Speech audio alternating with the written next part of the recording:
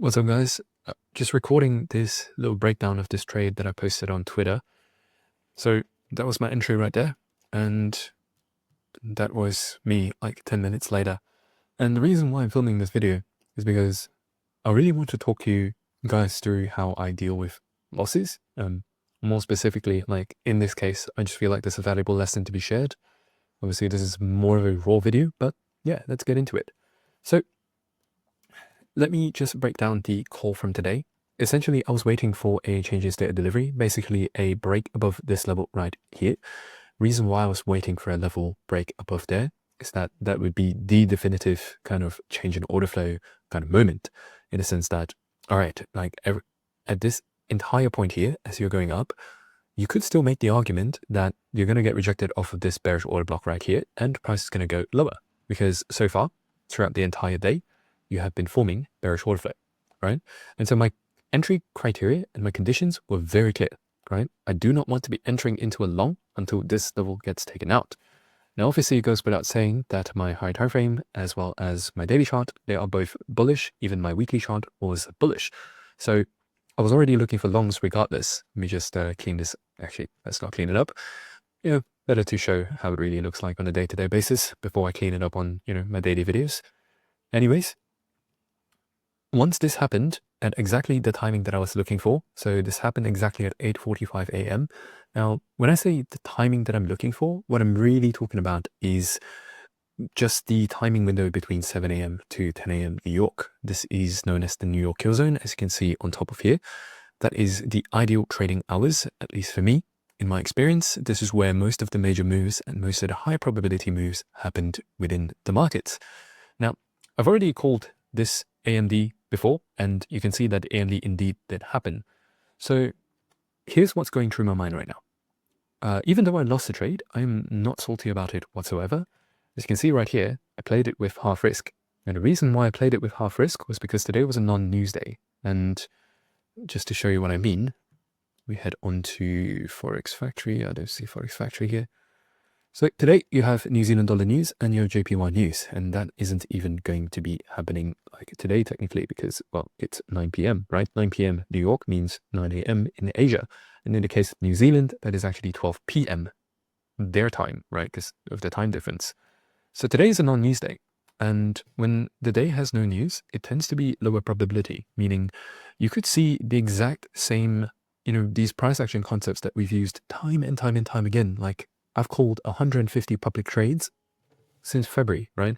I make a daily video every single day calling a trade, and time again, right? With a CISD happening at exactly the hours between 7 a.m. to 10 a.m., based on all of these, criteria, it's supposed to be a good trade. And that's also the reason why I took it, right? Besides the fact that it was a non-news day, like most of the other conditions were met. I was patient to not make any moves during this entire period here. Once this happened, I made my move and I got stopped out. So is that a problem? No, it's not. Because I'm taking this trade, like win or lose, it doesn't really matter. What I really want you to understand about trading is that this is a process-oriented game. Meaning, if you imagine, like, if I now start drawing kind of like 3 boxes, right? This is box number 1, this is box number 2, and this is box number 3. This first box is your input, meaning price action, right?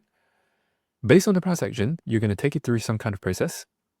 And then once you go through that process, which is your system, your trading strategy, basically, kind of like step 1, 2, 3, basically what I did here, waiting for CSD, once CSD happened, retrace into order block, and I take the trade, go long.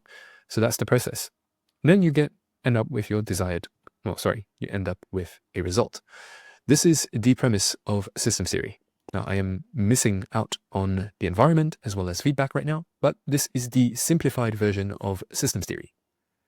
Now, there's one thing you will realize about systems theory is that you only have control over the input and the process. Whether or not the outcome comes out as a win or a lose, it's completely up to the market, right? This is a game of probability. If there's one thing certain about the financial market, is that nothing is ever certain. So based on this, as long as I focus on putting in the right inputs and going through the correct process, meaning as long as I'm reading the price action based on my system and then executing it, based like executing my system exactly, right, with discipline, while following all of my rules, then that's already my job done as a trader.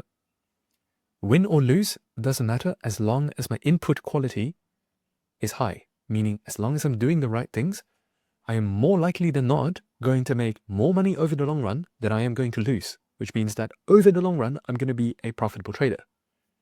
And that's the kind of lesson that I hope to instill with you with this trade right here.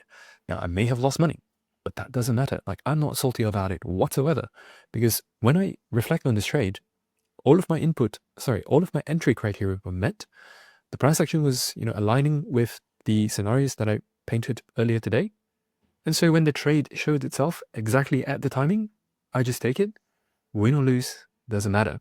And that's the mindset you want to get into as a trader, where you are patient until everything is met, and then you act without hesitation.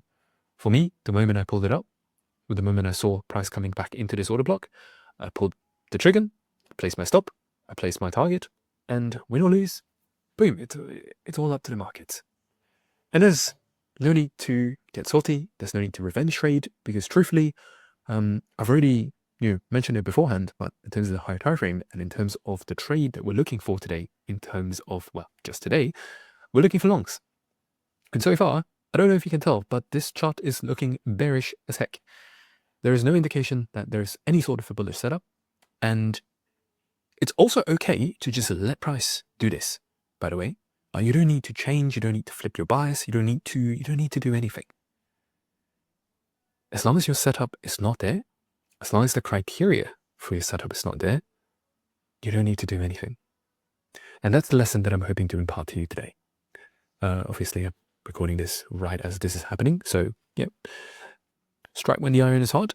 But let me know if you appreciate these types of breakdowns and if you like these types of reflections. Otherwise, I'm going to enjoy the rest of my night with this Ninfa. Wow.